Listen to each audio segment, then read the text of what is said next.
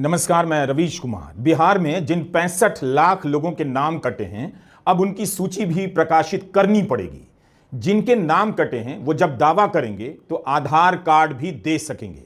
जिस आधार कार्ड का विरोध चुनाव आयोग किए जा रहा था, वो अब 65 लाख लोगों की सूची में शामिल लोगों के लिए प्रमाण पत्र बन गया है। इससे यह साबित हो जाता है कि चुनाव आयोग ने 11 दस्तावेजों की सूची बनाई थी, वो सूची समावेशी नहीं थी।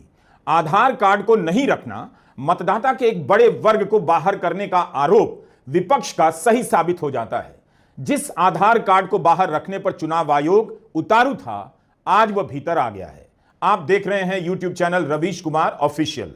कोर्ट ने बिहार एसआईआर के मामले में अंतिम फैसला नहीं दिया है, लेकिन आज के ये दो बड़े आदेश आयोग की बड़ी हार हैं। बिहार में विपक्ष की इस मुद्दे पर बहुत बड़ी जीत है। चुनाव आयोग 65 लाख लोगों की सूची प्रकाशित करने से इनकार कर रहा था। सुप्रीम कोर्ट ने आयोग से कहा है 65 लाख लोगों को बताना होगा कि उनका नाम क्यों काटा गया। उनकी सूची वेबसाइट पर प्रकाशित करनी होगी और आपत्ति करने वाले आधार नंबर दे सकेंगे। कोर्ट ने यह भी कहा कि 65 लाख लोगों की सूची का व्यापक प्रचार करना पड़ेगा ताकि सबको पता चल जाए। दूरदर्शन से लेकर रेडियो पर इसका प्रचार होगा, अखबारों में विज्ञापन देना होगा और जिला निर्वाचन अधिकारियों की सोशल मीडिया साइट पर भी प्रचार करना होगा। पंचायत और बीडीओ के दफ्तर में नोटिस बोर्ड पर काटे गए लोगों के नामों की सूची लगाई जाएगी। नाम काटने के कारण बताए जाएंगे। नमस्कार, हम आपके सामने ईमानदार और बेखौफ पत्रकार मिस्टर रवीश कुमार जी की नियोता जी खबर लेकर पहुंचे हैं। तो चलिए सुनते हैं खबर और खबर की तरफ चलते हैं। अदालत ने यह भी कहा लिस्ट को इस तरह से प्रकाशित करना होगा जिससे नाम सर्च करने में आसानी हो। 9 अगस्त के हलफनामे में चुनाव आयोग ने कहा था उस पर कोई कानूनी बाध्यता नहीं है, यानी कानून उसे मजबूर नहीं करता कि वह काटे गए लोगों के नामों की सूची तैयार करे और अलग से सूची प्रकाशित भी करे। कारण भी बताने के लिए बाध्य नहीं है। यह चुनाव आयोग की दलील है। 4 दिनों के बाद सुप्रीम कोर्ट ने आयोग को बता दिया कि क्या करना है और क्या सही है।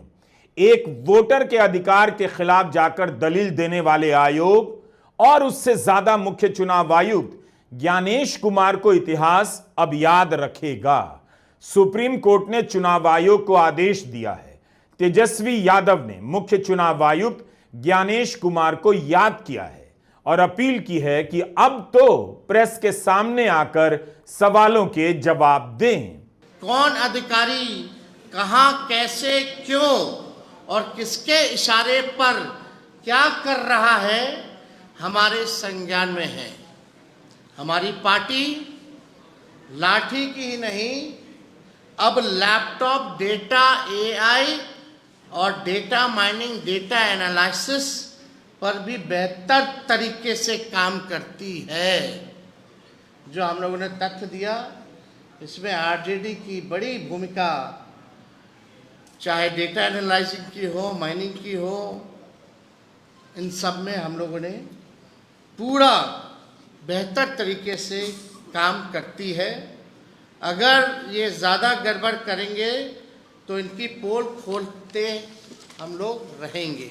यह कितनी बड़ी हार है चुनाव आयोग की। आप सभी को जानना चाहिए कि आपका वोट क्यों कट गया। आपके परिवार के लोगों का नाम मरने वालों की सूची में क्यों आया भी है या नहीं, और आयोग कितने तरीके से बहाने बना रहा है कि जानकारी नहीं देनी है, लिस्ट नहीं देनी है। यही नहीं, जिनके नाम कटे हैं उन्हें कारण भी नहीं बताने हैं। जिद देखिए चुनाव आयोग की। याचिकाकर्ता के वकील दलील देते रहे कि आपको कारण बताना चाहिए कि क्यों नाम कटा है, लेकिन चुनाव आयोग इनकार करता रहा। आज अदालत में आयोग की सारी दलीलें ध्वस्त हो गईं। जस्टिस बागची ने इस पूरी बहस को मतदाता के जानने के मौलिक अधिकार से जोड़ दिया।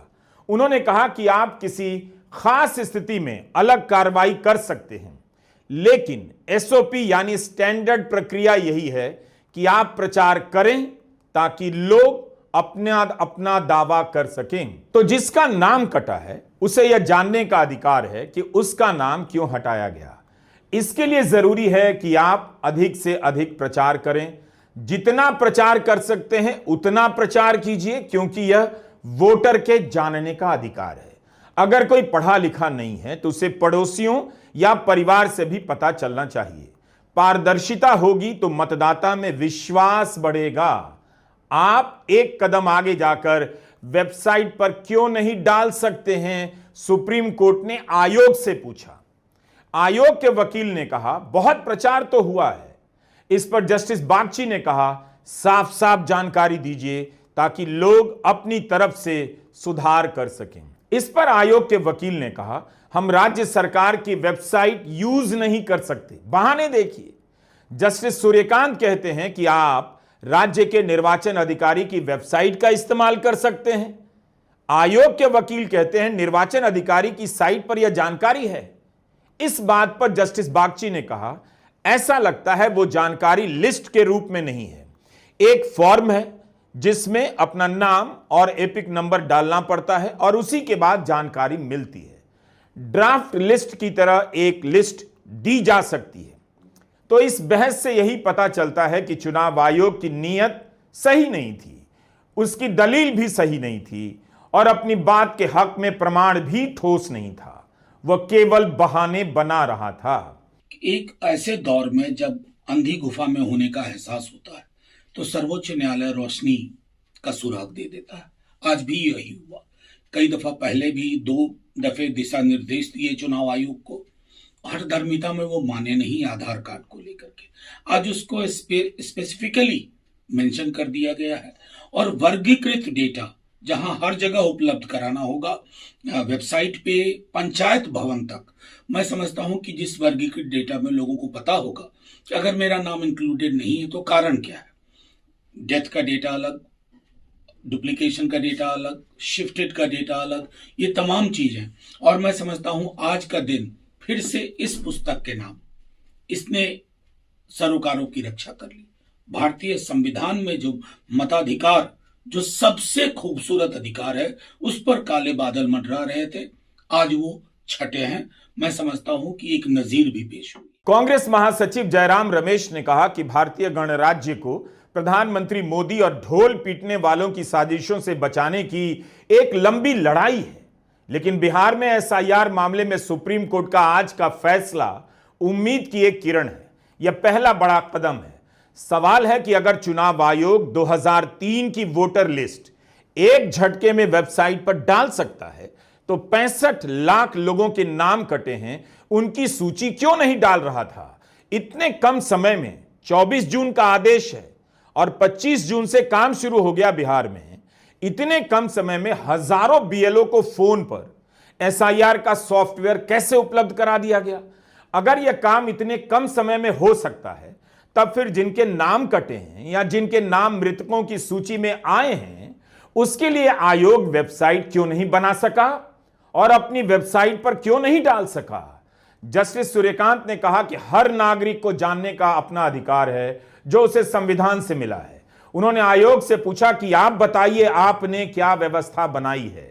तब आयोग ने कहा कि बूथों की संख्या बढ़ा दी है, बीएलओ का फोन नंबर सार्वजनिक कर दिया है, अधिकारी और वॉलंटियर घर घर जाकर बता रहे हैं।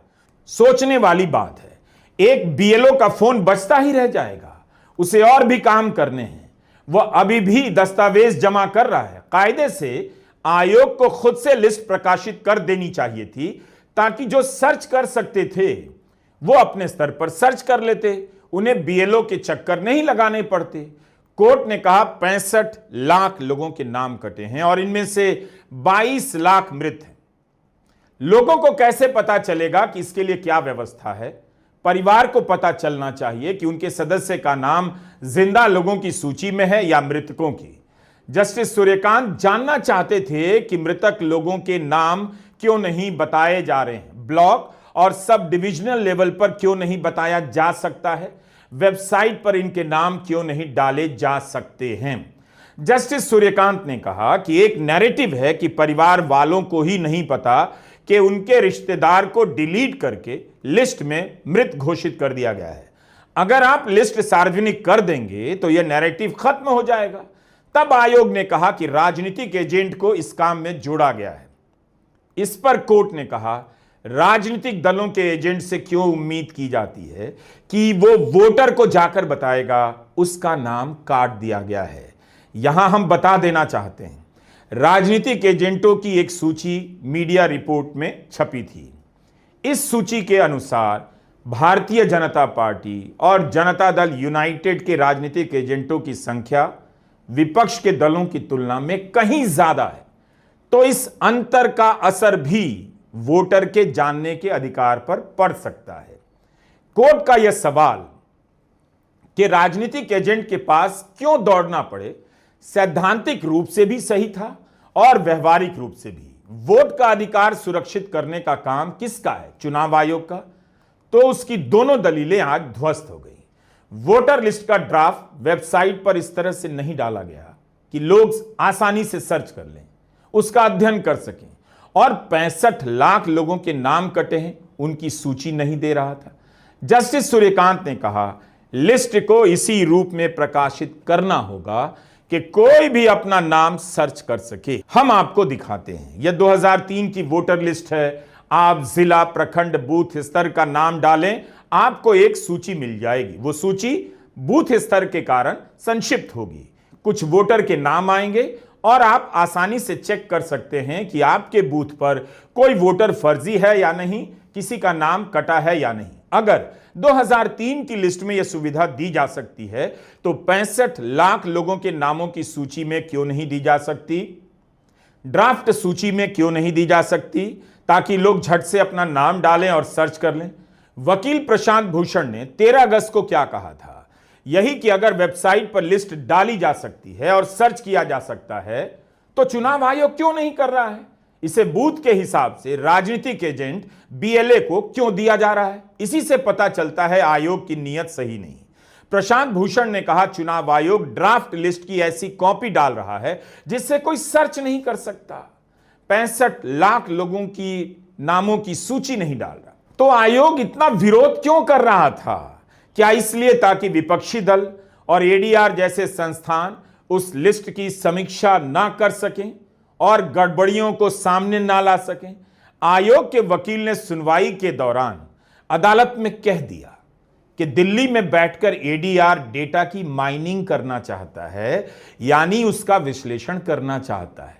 तो यह बात है, कोई गड़बड़ी ना पकड़ ले, आप इस पर लोहे का दरवाजा लगाना चाहते हैं, तो यह बात है, अब जनता समझ गई।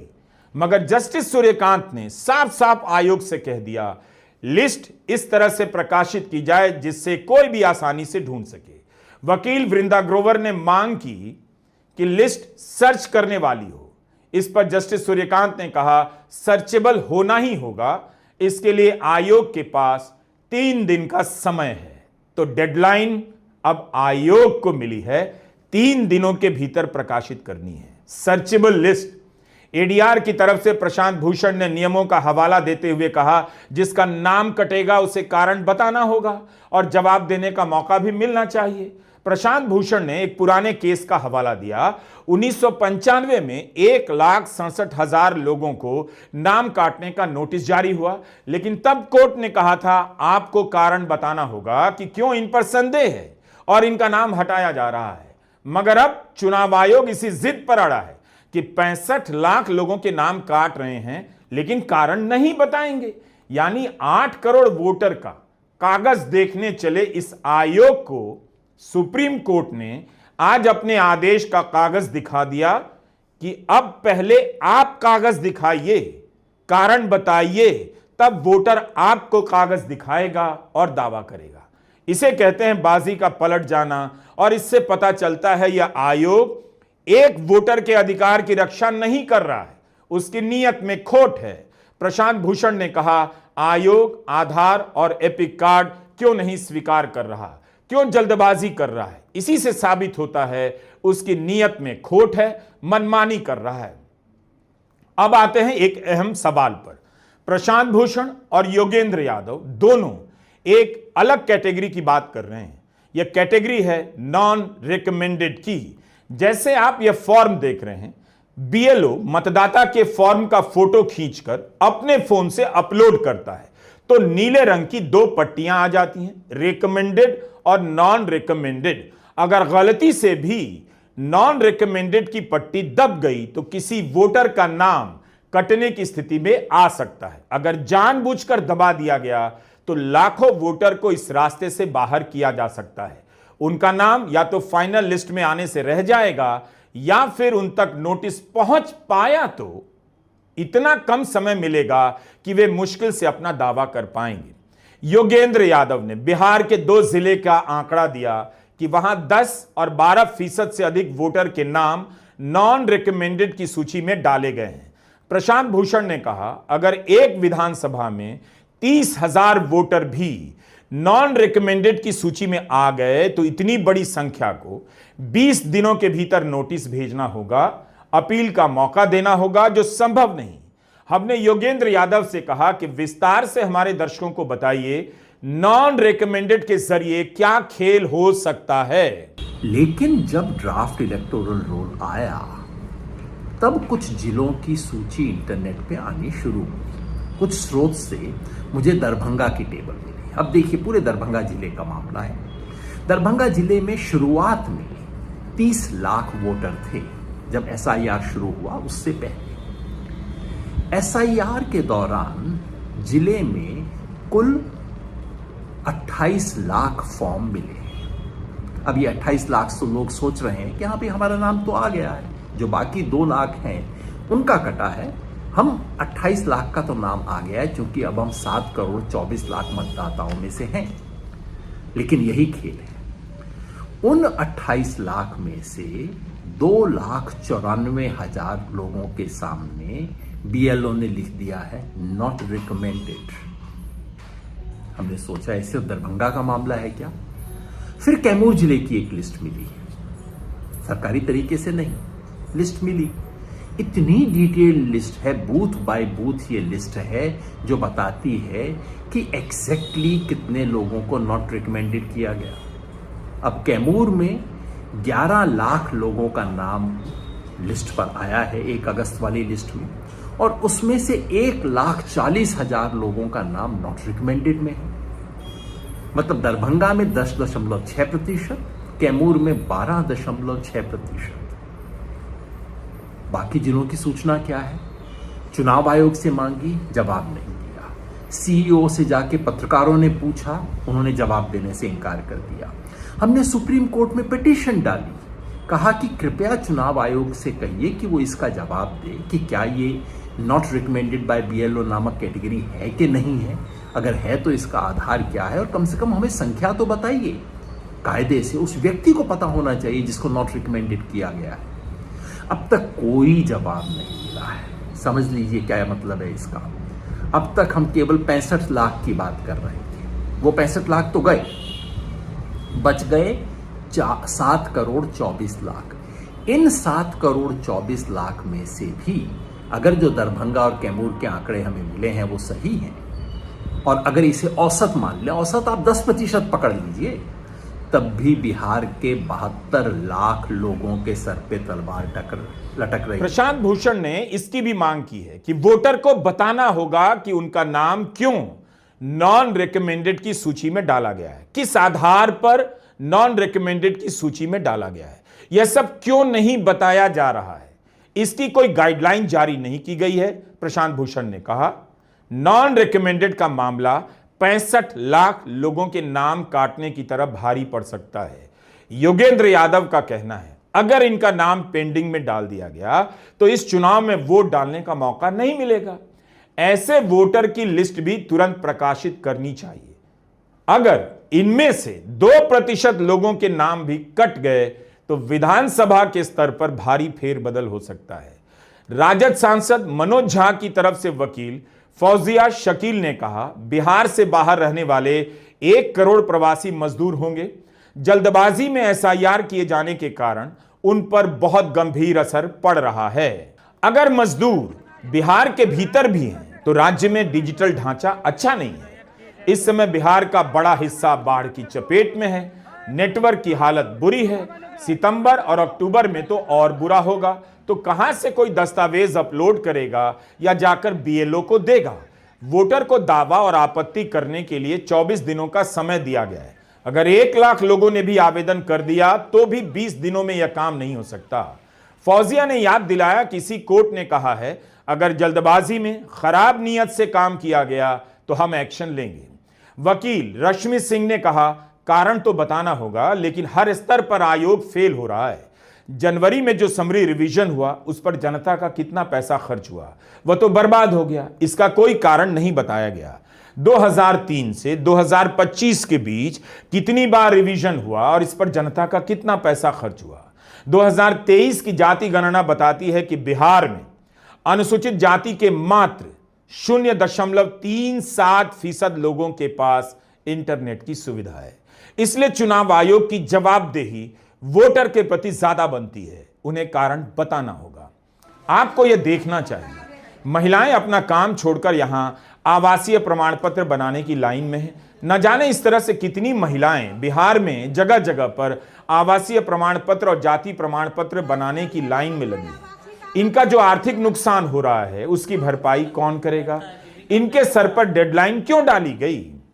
अगर वोट कट जाएगा तो बाकी सुविधाएं भी चली जाएंगी, इससे डरी हुई है।